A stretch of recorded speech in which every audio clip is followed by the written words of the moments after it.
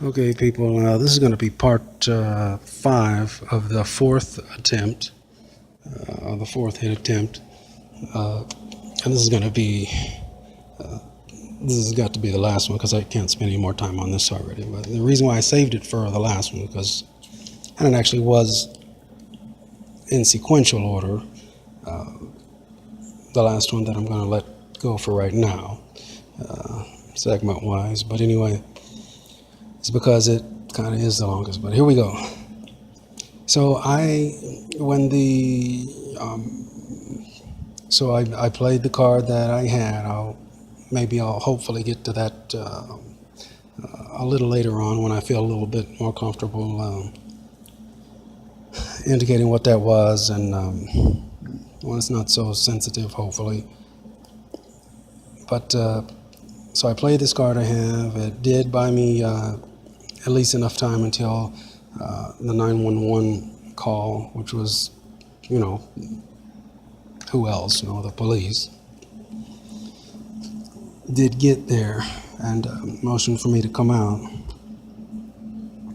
So when I walked out of there, of course, lo and behold, who else is it going to be? It's their boy. It's the skinhead police officer.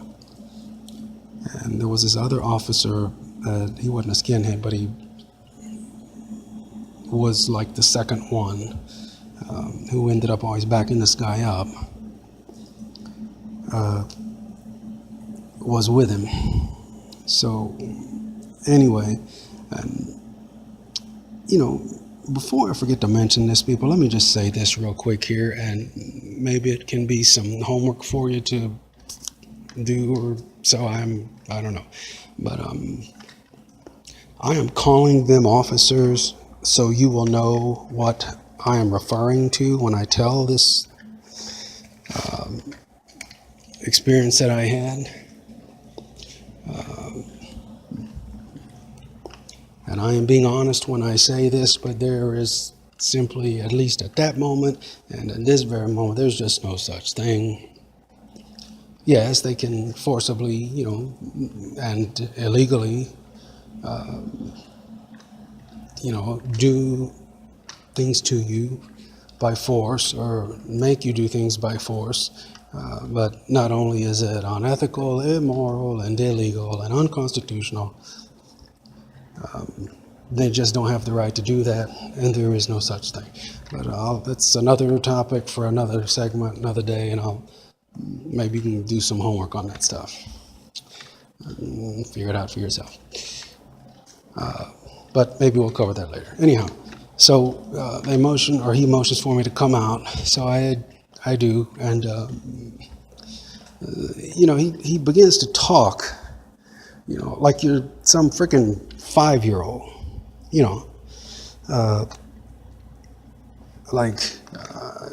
okay, well, and I'm like, here we go. He's like, well, this is and of course, makes it like, you're the one, or me, talking about me, like I'm the one, causing all the trouble. At this point, I just, good Lord, I'm just praying for or searching for any kind of way just to be left alone. Good Lord, I mean, they've already committed grand larceny on me and my family and done many, many more things besides that. I mean, it was obvious what they wanted to do.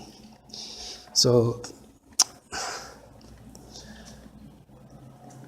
I was trying to make him listen, but he's like, no. He's like, no. He's like, we're not going to do that. We're not going to do that. I'm not going to hear any of that. He's like, let me just tell you that all I know now is I've been called out here twice now, and you seem to be in the middle of it every time. And of course, that's what the ultimate evil being will say when they're concentratedly and specifically wanting to pin you, not only for whatever they're going to try to pin on you, but the blame as well. I was just disgusted, and I had all of this skinhead cop that I could handle already. And for the record, I used to, when I was younger, I used to like them. And I'd do anything for them too. They were good guys. And obviously, if you ever wondered, and I have to say, what seems to be like, if you ever wondered what happened to the, I don't know if you ever remember seeing all those real young teenage Nazi skinhead guys in all these camps, yelling this and hail to this and whatever supremacy that or whatever. I don't know. I never paid attention to it. But if you ever wondered what happened to them all, just pull up some pictures of your recent local police departments in group, and I think you'll see what happened to them all and where they are and what they're doing right now. And if that doesn't alarm you, nothing will. Anyhow, but I had all of them. I could literally take at this point. So this is what he tells me. He's like, we're not going to hear any of that, because they want to immediately shut you off from, justifying your plea. He says, you can either go to such and such. It was literally it was like a mental institution. You can either go there and I'll take you there personally in my car, or you can go. You can just go, just get out of here. And I'm like, for the second time tonight, right?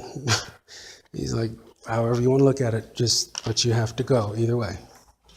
Though he's given me what he is indicating is a kind, like true evil beings do now, a kind choice of what to do, right? Because I think we both knew that once I go again, where I have not yet established a line of communication and a place where I could be seen and all that stuff, because that stuff you have to take into account. It takes a lot of courage, people, to do intel for yourself, counter intel for yourself.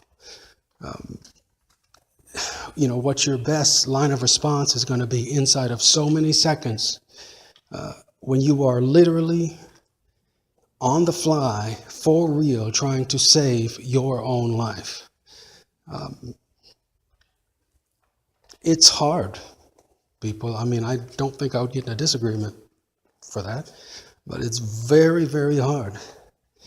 And, what is going to be the best if I do that? No, they'll probably come over the top and do that. If I do this, if I go under there, they'll blah, blah, blah. I'll be trapped if I do this. And seems like it's going to be my only choice. So that was constant for weeks at one point.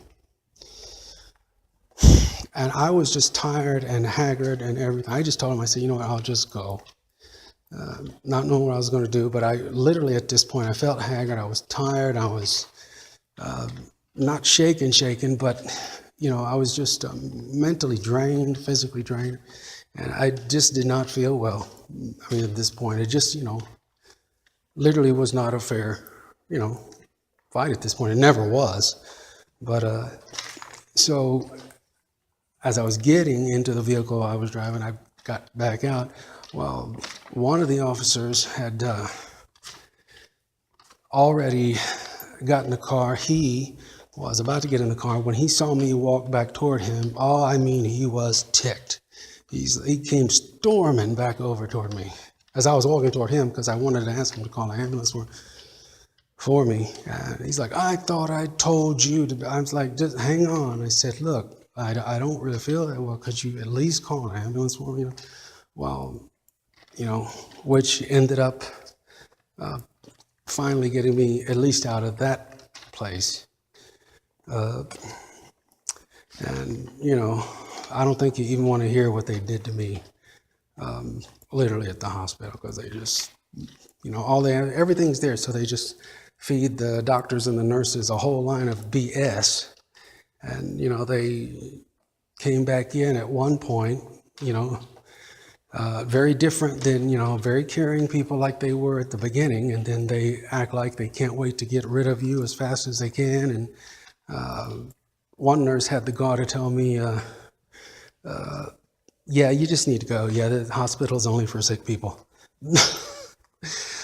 Oh my God. And they were on me even from that point. But anyhow, and before I forget, people, when I was asking him to call the ambulance, and still trying to tell him what was happening that night, because I said, look, when I go from here, I'm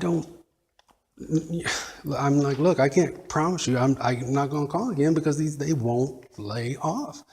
You know, well, he starts talking into his little CB radio mic or whatever the hell they have on their shoulders, you know, their security blanket, I call it. Well, about the time the other officer comes out of the car, as I'm trying to ask him to call for the ambulance and more or less explain to him what did and might very well still happen from this point. Well, you know, people, let me just remind all of you, if I haven't done so before yet, you know, if an officer goes, actually that second officer, actually he wasn't in the car yet, I'm sorry. He was standing by a car, but when the skinhead officer started talking into his little CB radio mic, he opened the door, reached in the car. This is the second officer now. And because he thought I was going to give him problems. And got 2 black gloves and put them on and started toward, you know, us. And I don't know if you folks can translate that or know what that means, but people, let me tell you, if you ever see the police put on black gloves, you know they're getting ready to get physical. And why do they do that? To keep their fingerprints off of evidence. I mean, aside from not even supposed to be doing what they're doing, not even being here,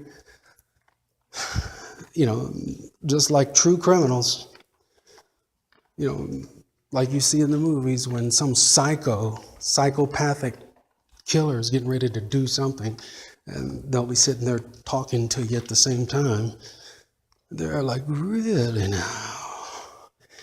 Snap. And they put on one glove, and then, well, I wouldn't worry about that too much. Snap. And they put on the other one. Okay, that's like psychotic killer. That's exactly what these guys are, the ones that do that. I mean, they had no reason to act like that toward me. But they were, for real, they were actually getting ready for some kind of, you know, altercation, which I'm sure they were going to try and manufacture. And by the way, also, while I've got you on the line here, when a person is obviously not resisting, and you hear the officer say, stop resisting, stop resisting, stop resisting, and they're not, that's something called, I cover it in another segment, it's called instant public conviction. And it's so somebody can go to court and honestly say that, oh yeah, it seemed like they were resisting and not cooperating, you know. It's a mess. Anyway, now you know what that's about. So the thing that shocked me was this: when the ambulance comes and they start, you know, and everything was fine by that. There was no altercation or thing, but when they came, all these people, which had women, young girls, teenage girls, everything had seemed to have shown up by then, started high-fiving each other, started hugging each other.